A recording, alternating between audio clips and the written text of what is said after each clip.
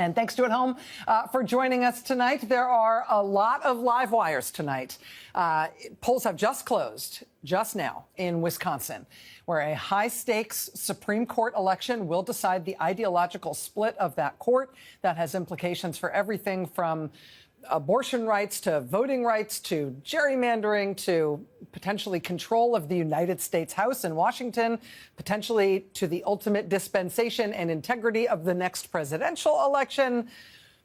The Wisconsin Supreme Court race has implications far beyond Wisconsin. It's also the first statewide race since the November election, and it happens to be happening in the state that was the most closely decided among all the states that Trump won. Again, in Wisconsin, polls have just now closed. We will bring you results in that very important Supreme Court race as we get them in over the course of this hour. We're also watching the results from two special elections for Congress in Florida, deep red districts where Florida Republicans had taken those seats by well over 30 points in both cases.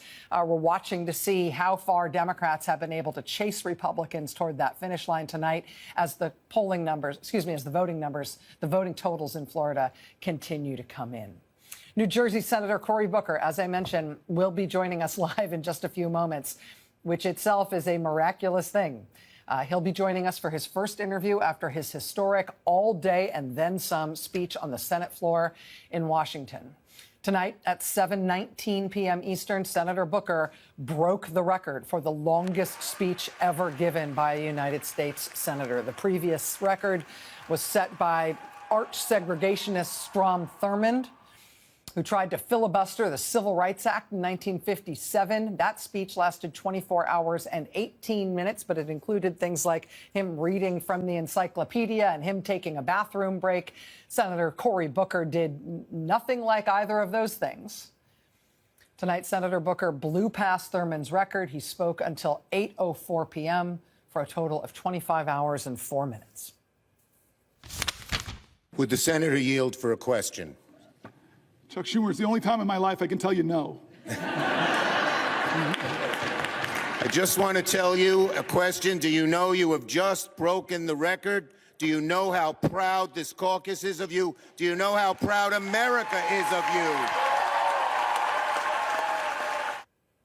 That was the moment when he broke the record, but that was not the end. He then kept going. The whole time, Senator Booker was not allowed to sit down or use the bathroom. He did get help from his Democratic colleagues who took turns overnight and all through the day today asking Senator Booker questions. That still did not mean Senator Booker could sit down, but it did mean that for the time they were asking their questions, he could stop talking for the length of time it took them to pose a question to him, whereupon it was time for him to start talking again. At the start of his speech at 7 p.m. last night, Senator Booker referenced the late Congressman John Lewis, civil rights icon, a mentor to many Democratic lawmakers, including Senator Booker. Congressman John Lewis famously advised getting into what he called good trouble. Senator Booker began his stand by saying that's what he intended to do. He began by saying he would disrupt the normal business of the Senate for as long as he was physically able because he sincerely believed the country was in crisis. Senator Booker started last night. He talked all night. He was still at it when we woke up today, delivering on his promise to disrupt the status quo any way he could. It's enough for me.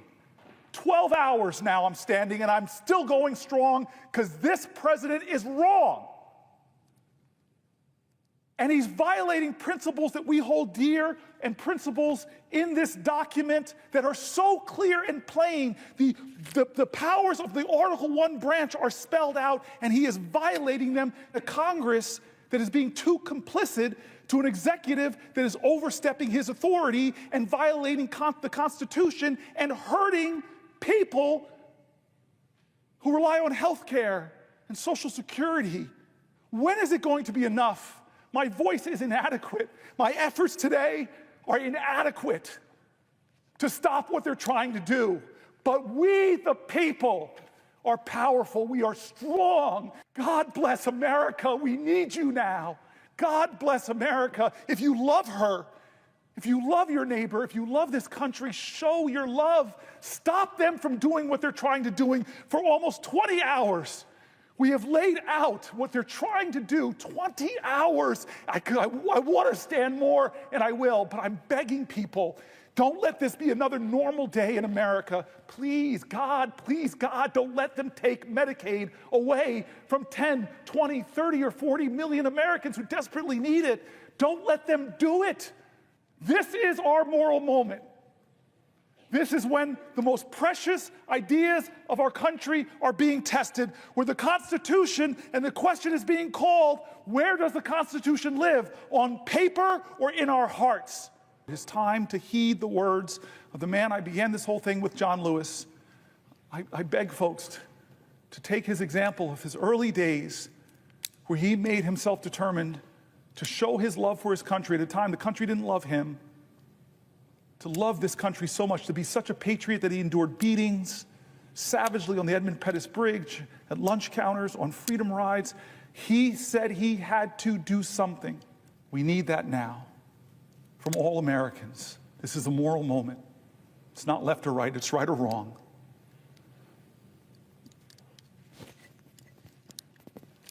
Let's get in good trouble. My friend, Madam President,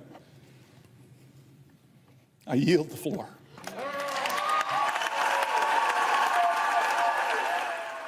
Joining us now for his first TV interview since his record-breaking speech in the Senate, Senator Cory Booker of New Jersey, the new record holder for the Senate's longest ever speech. Senator, how are you? I'm definitely hurting a little bit, but I'm feeling strong in spirit and grateful to so many people who allowed me to tell their stories on the Senate floor and who were there for me, from the parliamentary staff to my colleagues. It was a long 25 hours, but I'm feeling a lot of gratitude. Staying up 25 hours for any reason is a trying thing physically.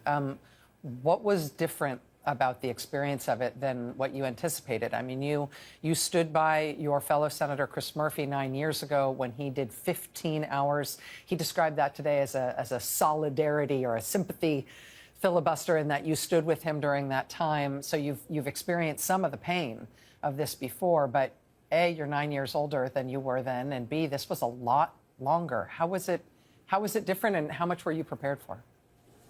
You know, I was grateful to Chris. He and I talked about it before, and I at the end tonight, I said, our balance sheet's not equal. I now owe you 10 more hours. I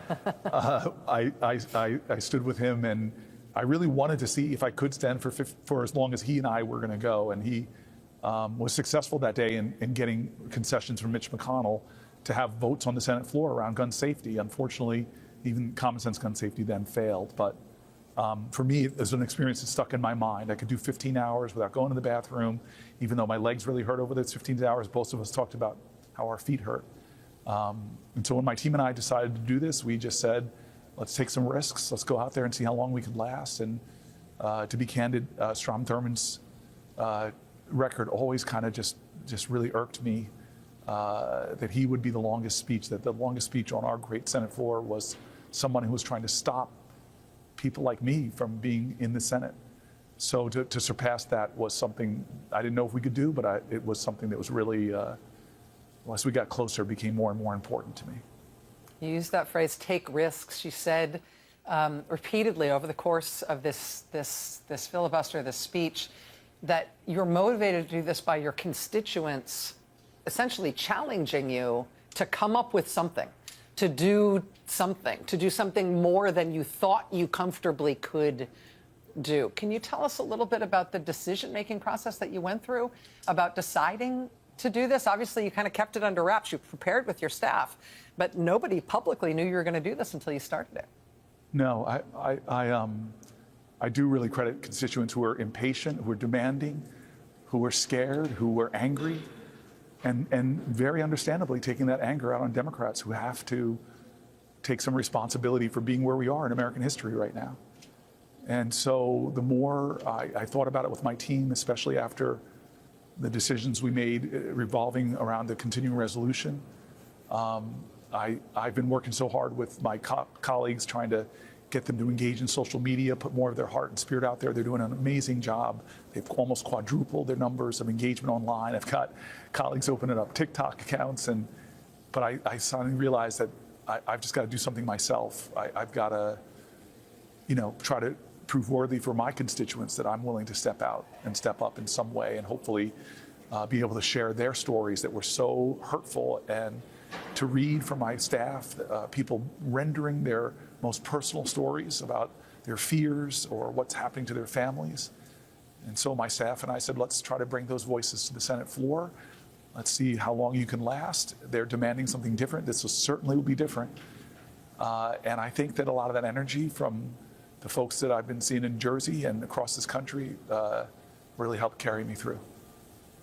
I don't know if you are conscious of how much this caught the attention and caught the imagination of the American people. I know that you're not using electronic devices on the Senate floor. You're not watching your TikTok numbers and your YouTube numbers and the C-SPAN contemporaneous viewing numbers while you're there, because you can't be. But every time that I checked any form of media by which you could be live monitored, there were no less than tens of thousands of people watching in the same place that I was in that moment. What you've done with everything else that's going on with this administration and the horrific cuts of 10,000 people fired today from the nation's health agencies and all these other things. This is the biggest story in the country right now. You have captured people's attention for 25 hours. And I'm wondering, for people who were moved by what you did, either among your Senate colleagues or just people who watched you from home, what do you hope they might do differently if they're moved by you and they feel the same sort of spirit that caused you to do what you did? Well, I hope that we're all served to be ignition points for each other. My constituents, the letters, the calls, the demands were definitely an ignition point for me, but we've got to continue to ignite this movement. The only thing that stopped Donald Trump from tearing away the Affordable Care Act was the engagement of tens of thousands of Americans who didn't think they would become little lobbyists or activists or come down to the Capitol or protest in their communities. Rachel, you and I have known each other a long time, and I've been listening to your show more regularly. I'm so grateful that you're doing this first 100 days. And I love how you start every show by showing what other Americans are doing. They're not waiting for us in Congress to lead. They've decided to take matters into their own hands and do something different. Those people were demanding to me to catch up, to try to do like they're doing. This is really about folks leading from their hearts and deciding I'm not going to just let business as usual go on in my life. And so I'm hoping that this is one part of a larger effort that tries to stop them from doing what they're about to do later this week or next week. I have not, I've sort of checked out for this 24 hours, but they're going to try to push through a bill that's going to gut $880 billion from Medicaid. They're going to try to put forward to a bill that's going to give tax cuts to the wealthiest in our country, disproportionately trillions of dollars, and all that, and they're going to still blow one of the biggest single president deficits into our national economy, into our national debt. It's outrageous. And we have got to try to stop them in the same way that the people of this country were able to get good conscious Republicans, Susan Collins, Lisa Murkowski, John McCain, to change their votes and stop him from doing it. Well, we need to move 3 members in the House, I think, and 4 members in the Senate, and all of us have to be a part of that. We can't sit back and do nothing. I'm listening to you and I hear you, but I'm also outside my body a little bit, marveling at your cogency right now. I know that, I don't know if you know that you are still making sense, but you're still making sense and your sentences are still properly structured, and it's starting to feel like a superhuman thing. I'm mindful of how much of your additional energy I'm taking right now. Am I right that you wear one of those rings that monitors your vitals? I do. My staff was telling me we had to look at what it says. So I opened it up, and it gave me nothing on a sleep score because I didn't. My heart rate was pretty damn high after about 4 or 5 hours, a little bit high. That's concerning. So there are definitely some physical things. I'm feeling it now, and this is the first time I ever did an interview with you where I got to sit down, and I'm there's a man here I've known for years, and he's just, I almost kissed him when he gave me this, this seat to sit down. So I'm grateful. Well, Senator, as I said, what you have done has captured the nation's attention, and I think captured the moral imagination of this nation in a way that you were really demanding with what you did. And so I don't know what the outcome's going to be. You never know what the outcome's going to be of these things. I do know that if you don't do it, nothing's going to happen. Exactly. And so I wish you rest, and I think you should get checked out by a doctor, and I think you should hydrate, and I hope you get people to leave you alone for the next few hours. Thank you so much, my friend. Thank you. Thank you, sir. Wow. Just after he hit the record tonight in the United States Senate, after he crossed that 24-hour, 19-minute threshold, you saw the applause there from the chamber. He set the all-time record for the longest anyone has ever held the floor in the United States Senate. In that moment, it was a surprise, at least to me, watching it live, when Senator Booker announced that he would keep going. But the very next thing he did after he broke the record is he said that he would take a question from his friend, the senator from Nevada, Catherine Cortez Masto. And in her question, she told him, you know, listen, Senator Booker, while you have been here holding the floor, there is a lot of news that has broken in the world, and I don't know if you have heard about it because you have been holding the floor here for now 24 hours and 19 minutes. But she then told him some of the details about the absolute bloodbath of cuts that Trump forced through today at the FDA and the CDC and the NIH and the other parts of Health and Human Services. Senator Cortez Masto told Senator Booker on the floor tonight about Trump, for example, cutting funding for something called the Healthy Aging Program at the CDC. And that, you know, sounds woo-woo, right? Sounds something light, something that the Trump administration would certainly think expendable. You want to know what the Healthy Aging Program is at the CDC? It's all the government's Alzheimer's programs. Trump just cut them today. Trump today fired 10,000 people who work at the FDA and the CDC and the NIH, including all the people working on Alzheimer's. They cut people working on bird flu and on measles. They cut hundreds of people from the Center for Drug Evaluation. And I'm sure the Trump administration thinks, well, what's the heck's that? Why do we care about that? Drug evaluation? We don't need that. We've got AI. When they cut those hundreds of people from the Center for Drug Evaluation, that's the people who are responsible for the approval of new drugs and also the monitoring of side effects. They also appear to have completely emptied out the part of the government that regulates tobacco, because, yeah, there was nothing successful about that.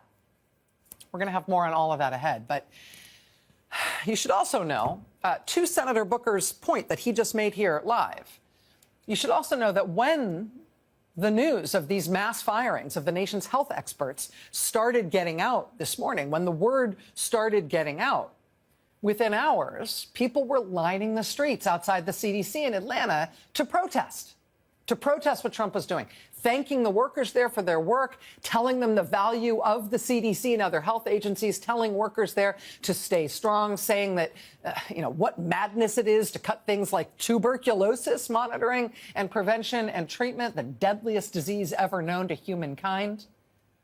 Senator Booker today on the Senate floor, he got emotional when he talked about the Trump cuts to the VA. He talked about the sacrifice of his fellow U.S. Senator Tammy Duckworth, who was wounded so grievously in combat as a helicopter pilot for the U.S. Army in Iraq. Well, while Senator Booker was emotionally speaking about that today, we were reviewing this footage from Boise, Idaho. These Americans just outside their VA medical center in Boise, protesting Trump's huge cuts to the VA and veterans' care. One sign for the many veterans who staff that VA hospital in Boise who have now just been fired. Thank you, vets. You deserve a raise. Literally, while I was listening to Senator Booker talk about cuts to the VA and how so many of the people Trump is firing from the federal government are themselves veterans, I was simultaneously on another tab in my browser reviewing this footage of people turning out in Sacramento, California, outside the VA medical center there, protesting Trump's huge cuts to the VA workforce and what it's doing to veterans' care there.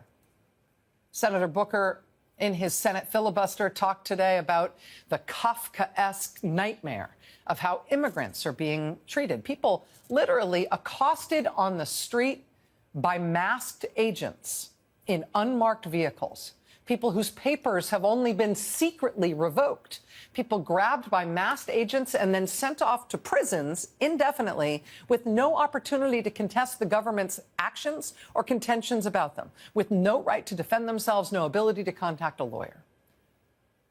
While we were listening to Senator Booker talking about that today in his Senate filibuster, we got in this footage of hundreds of people protesting outside the so-called Chrome Detention Center in Miami, where Trump is sending so many of the people he's been arresting off the streets. People in Florida protesting what the Trump administration admits are severely overcrowded conditions there. People crammed into cells with nothing to sleep on, nothing to sleep under. People crammed into this facility with what is allegedly inadequate and frequently spoiled food and even insufficient access to water.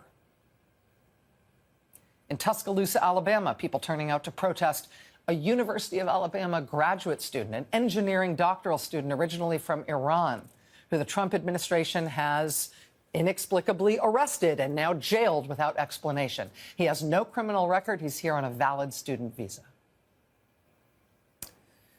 We are expecting this Saturday, this April 5th, to be one of the largest days of protest yet by regular Americans protesting against the Trump administration and what Trump is doing to the government and to the country. But we see these protests every day. Meanwhile, elected Democrats are more and more getting up on their proverbial hind legs. And, as I said to Senator Booker, again, you never know what these things... You never know when you're doing these things, if they're going to work. But you know for sure that it won't work if you don't do anything. And so now we've got Democrats trying more than they were trying before. Now we've got news of the National Democratic Party, the DNC, suing Trump over his executive order trying to seize national control of how states run elections, trying to force states to hand over their voter rolls to his top campaign donor, Elon Musk. The DNC is now suing Donald Trump to try to stop that executive order. I don't know if that'll work, but it won't work to do nothing.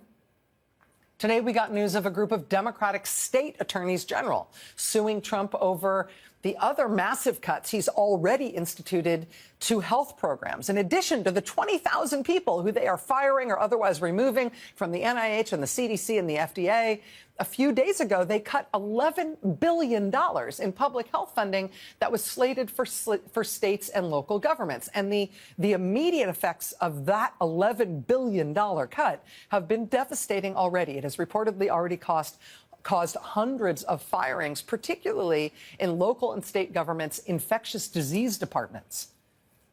In Dallas, Texas, Dallas County's health director just yesterday told Dallas County commissioners that despite the ongoing out-of-control measles outbreak in Texas, those $11 billion in Trump cuts from last week, those cuts mean that Dallas is already having to cancel 50 planned measles vaccination events, including some in schools.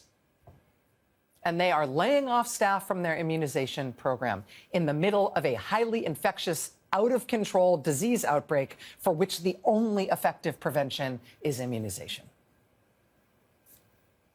Today, while Senator Booker spoke about Trump's efforts to bully the media into submission, we got word that House Democrats had announced their own investigation into Trump's FCC chair, Brendan Carr, and what they say are his efforts to corrupt and politicize the FCC to make it a tool of punishment against Trump's critics in the media and a tool to reward his allies in the media.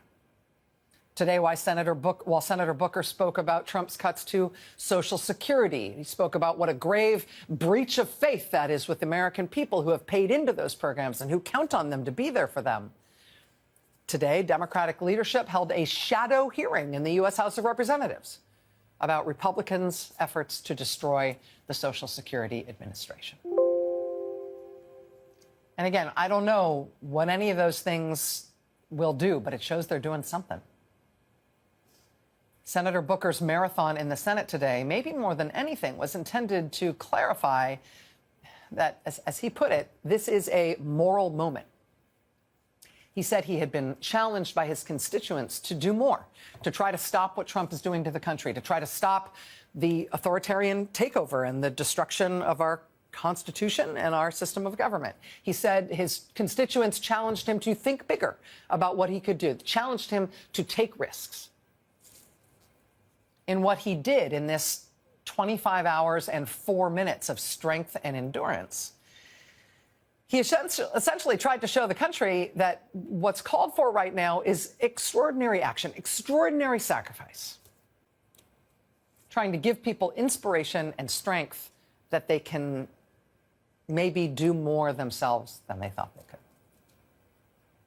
Other Democrats in the Senate, it was interesting to see over the course of today and tonight, were just lining up to associate themselves with him, to say how proud they are to serve with him. It's going to be hard to top what he did today, maybe ever. But by showing what he can do, he really has thrown down the gauntlet here to his fellow Democrats in elected office, but also to the country. Just a historic day, massive, massive day. But we've got lots to come tonight this hour. We've got election results coming in as we speak in Wisconsin. We're keeping an eye on the final tally out of those 2 Republican congressional races in Florida. Those are deep, deep, deep red seats. The Republican candidate is going to win in each of those races. But those are districts that were plus 33, plus 32 for the Republicans in November. Looks like Democrats might have closed that margin by maybe like half, which would be a disaster for the Republicans. We're watching those vote totals as we come in. Again, results expected out of Wisconsin soon. Stay with us tonight. You're going to want to watch this show. It's election night in Florida and Wisconsin. We're keeping a close eye on all of it. In Florida, there are 2 special elections for Congress. One of those is for the seat formerly held by Matt Gaetz, who, yes, it wasn't a dream, really was Donald Trump's first choice for Attorney General of the United States. Matt Gaetz was forced to withdraw from consideration for that position over allegations of illicit drug use and sex with a minor, all of which he denied. The other race is for the seat formerly held by Michael Waltz, who's now Trump's embattled national security advisor. He's the guy who accidentally added a journalist to a group chat on Signal about forthcoming U.S. military operations and didn't notice the journalist was there, ever. New reporting today from the Washington Post also reveals that Mike Waltz was also apparently using his unsecured Gmail account for some of his official duties as national security advisor. Wow. NBC News has not confirmed that reporting, but we will have a little bit more for you on that later ahead tonight. Those 2 Florida districts, I got to tell you, they are deep, deep, deep red districts in Florida. Trump won each of those districts by huge margins. He won by 37 points in the Matt Gaetz district. He won by 30 points in the Mike Waltz district. So these are really, really, really red districts. But look at this for these special elections tonight. Tonight, NBC News can report that the Republican candidate in Florida's 1st district, this is the Matt Gaetz district, his name is Jimmy Patronis, he is projected to win this race, which is not a surprise. But look at the margin. Right now, with 98% of precincts reporting, he's leading by less than 15 points. That's way less than half of Trump's margin in that district just from November. Trump won there in November by 37, and the Republican there tonight is leading by less than 15. In the other one, Florida's 6th district, NBC News projects that Republican Randy Fine has won that race and kept that seat in Republican hands. And again, that is not a surprise given the Republican tilt of this district. But again, take a look at the margins here. Trump won this district by 30 points. We've now got 99% of precincts reporting, and the Republican is leading that race again by less than 15 points. That is a huge shift in Democrats' direction, even in deep, deep red districts in Florida.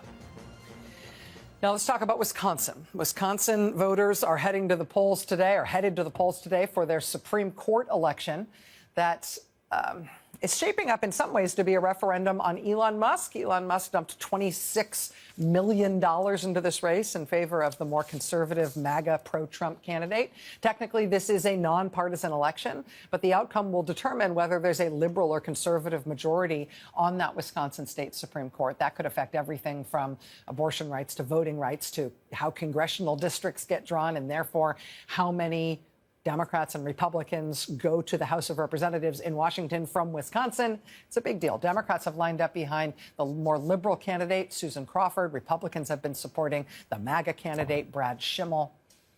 Elon Musk has dumped, again, $26 million-ish into this race on behalf of the MAGA candidate.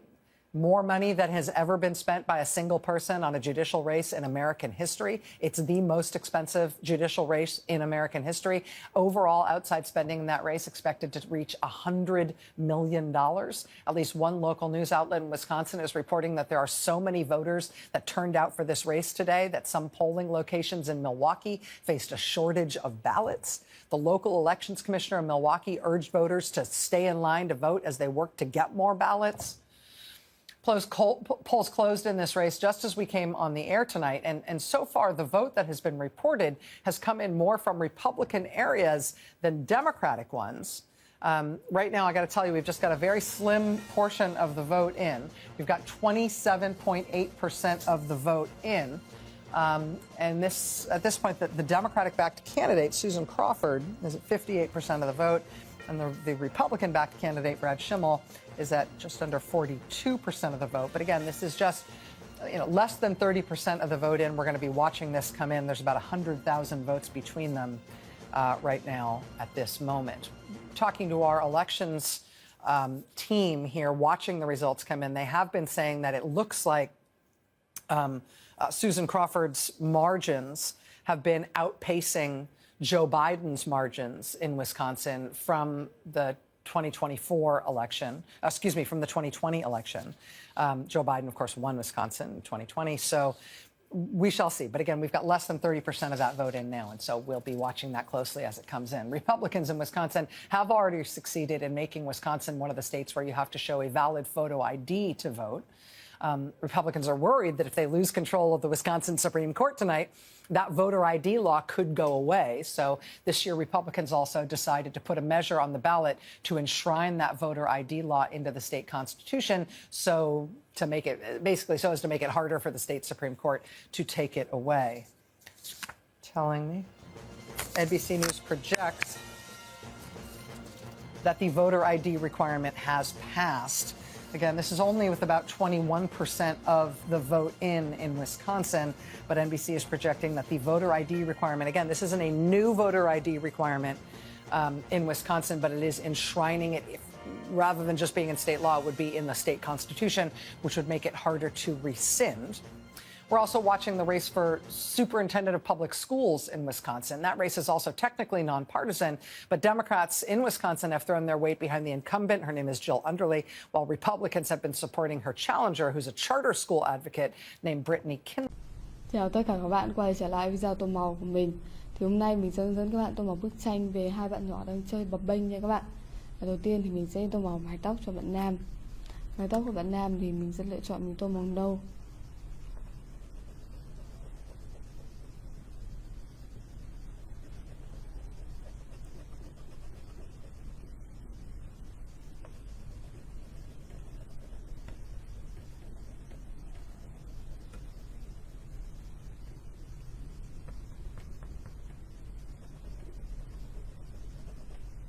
Và tiếp theo thì mình sẽ tô màu chữ áo nha các bạn.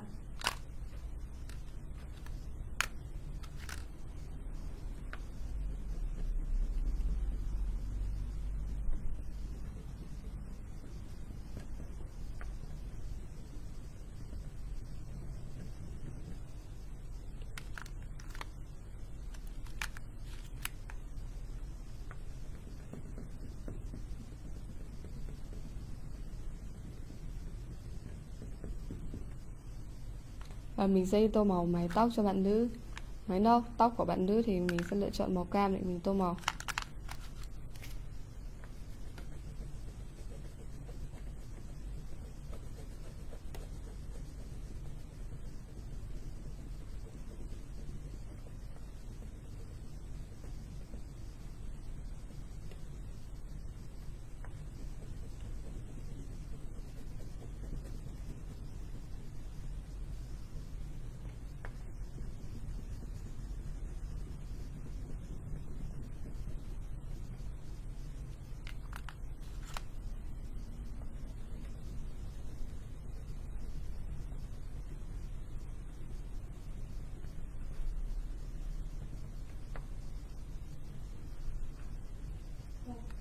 theo thì mình sẽ tô nó xung quanh ở đây còn có cây vỏ hoa.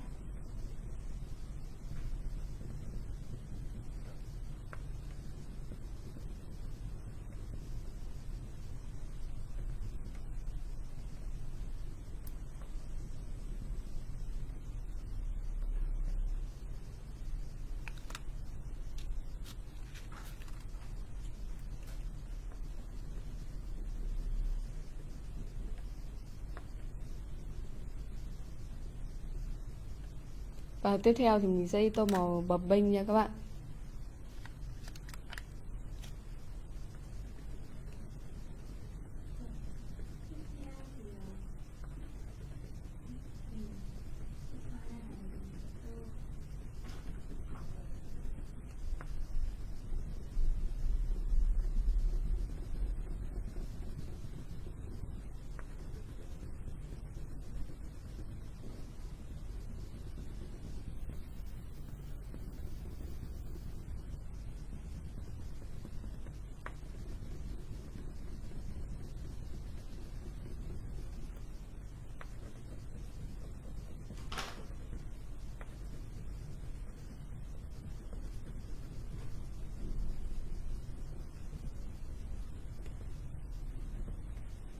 Và như vậy thì mình đã tô màu xong chiếc bập bênh rồi nha các bạn.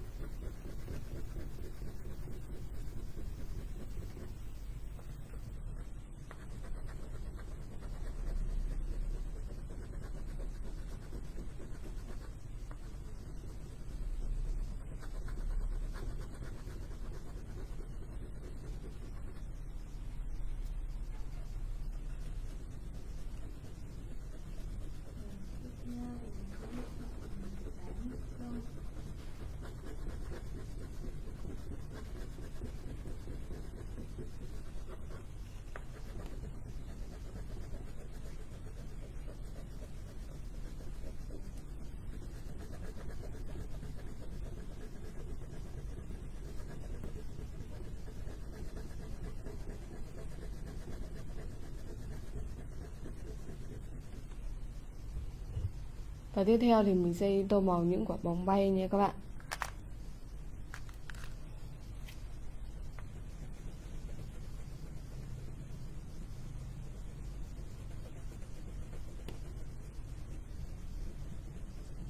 Vâng, vậy là mình đã tô màu để trong bức tranh. Các bạn có thể tham khảo qua cách tô màu này của mình. Mình sẽ tô màu của mình đây cũng hết. Hẹn gặp lại tất cả các bạn trong video tô màu tiếp theo của mình nha.